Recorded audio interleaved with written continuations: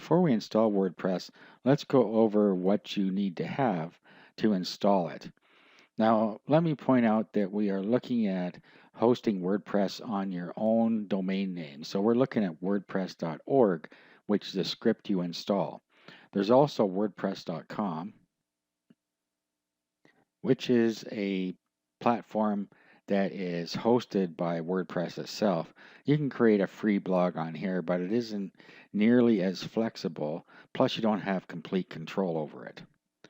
So I just wanted to make that clear that we are talking about hosting your own WordPress site. Now, to do that, you're going to have a couple things. Let's go over what you need. First of all, you're going to need a domain name. This is your www address. So there are different places you can register them. For instance, GoDaddy and Namecheap. So you can just go find a domain name by doing a search and register it. The other thing you're going to need is web hosting. Usually you can get web hosting at the same spot where you get your domain name, or you can get it in other places. Personally, I never get them at the same place. I register my domains at one spot and I host them somewhere else. But of course, that's entirely up to you.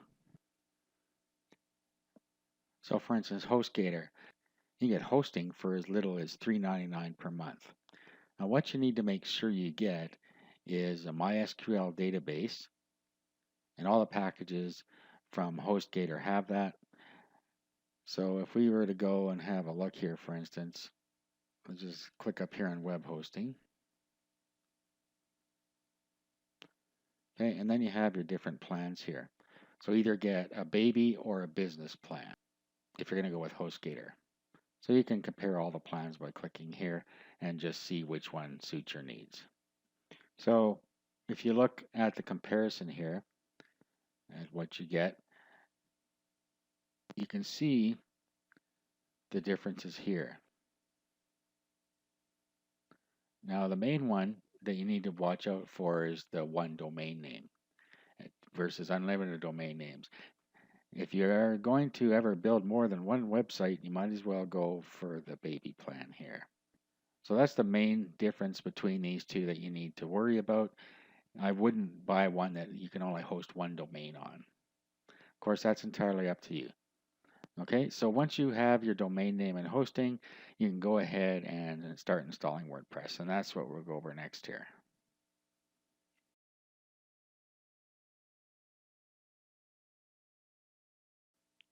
Now, there are a couple ways to install WordPress. Most hosting providers have a way that you can use an automatic installer. So you'll find something like Quick Install on some hosting providers. And then all you have to do is find WordPress along the left-hand side here. So there it is there under blog software. So you can click on that and then you can go through this wizard. So this is really straightforward. I'm not even going to demonstrate it. However, you should know how to install WordPress the manual way. Sometimes it's better to take control of the whole thing and you should know how to do it. I personally always use the manual install when I'm installing WordPress. So we're going to go over that. So all you have to do is go to wordpress.org and then download the most recent version. You'll find it over here. And then you get to the next page and you want to download the zip file.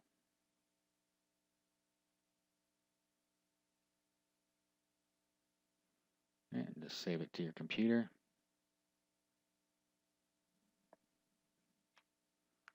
And the next thing you want to do is you want to unzip this.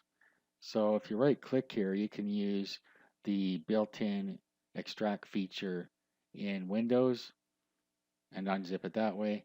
Or you can install a program called 7-Zip that you can get for free. You can just do a search for it if you want to use that.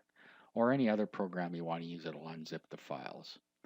So you can do a search for 7-Zip if you don't have a way to do it, and it's a free program you can install.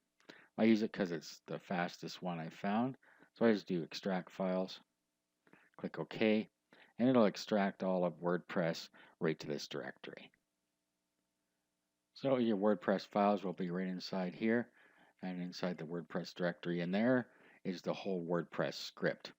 Now what we need to do is upload that to our hosting account.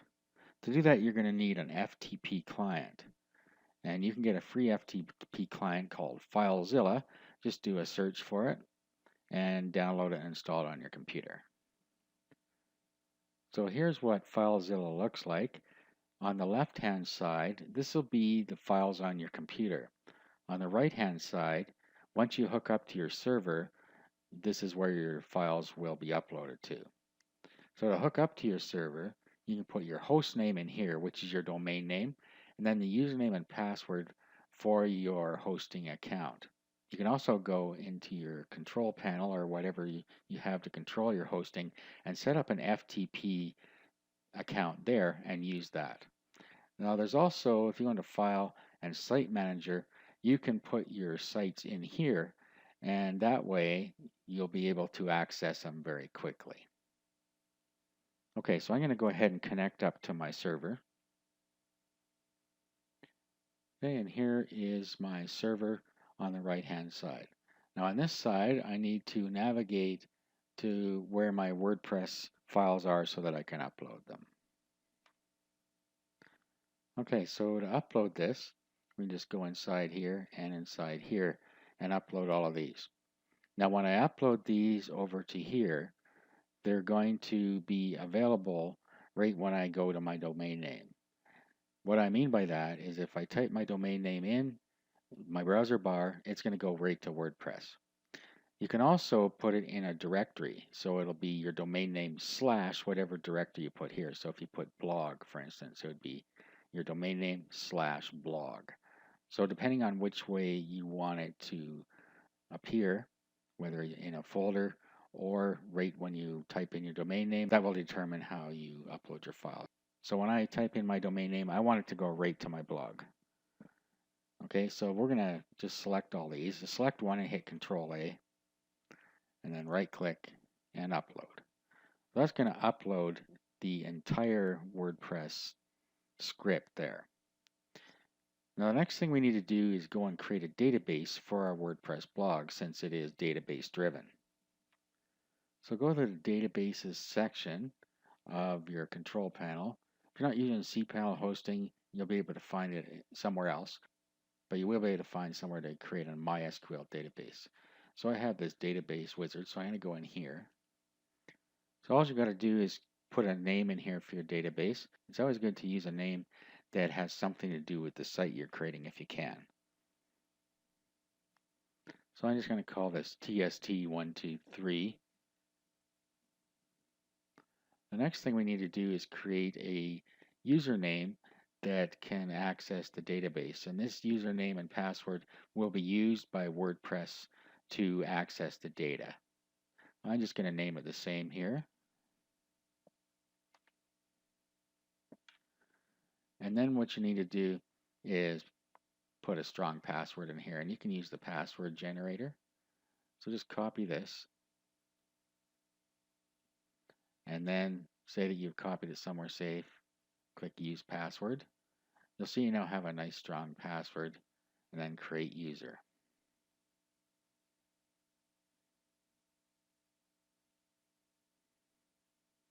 Next thing you need to do is give it all privileges, and next step.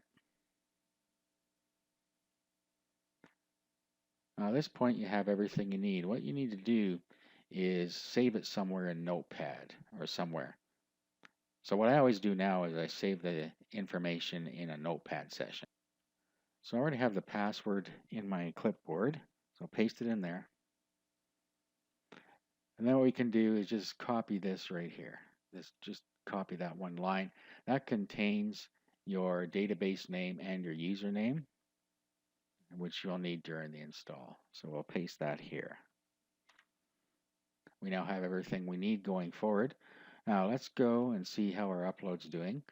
You'll see that it's now done. It says successful uploads, no failed uploads. So to get the install going, all we have to do now is type in the location where we uploaded this. So basically I just got to type in the domain name where I uploaded these files, where I want it installed. The first thing you need to do is choose your language. All right, now it's telling us here we need our database name, username, password, database host, and table prefix. So click Let's Go.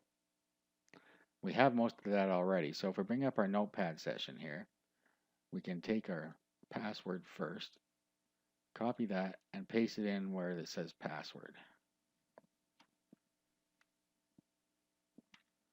Now we made our database name and our username the same when we were creating them. So we just got to grab it once here.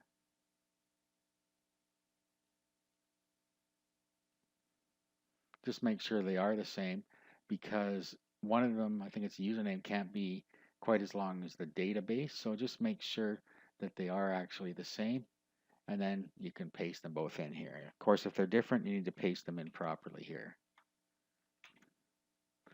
Now, you'll see here something called database host. Most of the time this is right, but not always. So you need to go and determine what goes there. So if you go to the database and then you go to phpMyAdmin, you see up in the left-hand corner up here, it says server localhost. So whatever that says there, that's what you need in your install. So that's correct for me. The next thing is a table prefix. This is so you can install multiple instances of WordPress in one database just by changing the table prefix. If you have unlimited databases, then you don't have to worry about changing it. But I always change it from WP just for security reasons. It doesn't matter what it is. I'm just going to call it MT for my test. But whatever you want to do, you can put it here. Okay, let's submit. So it makes sure that everything's right at this point, and then run the install. Okay, so now we'll give it a site title. Then you need a username. Don't use admin, use something else.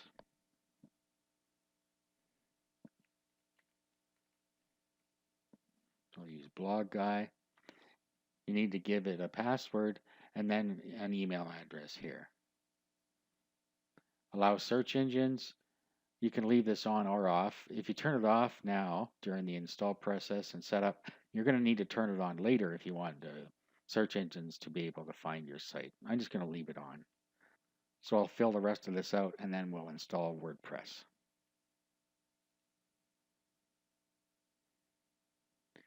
Okay, and log in.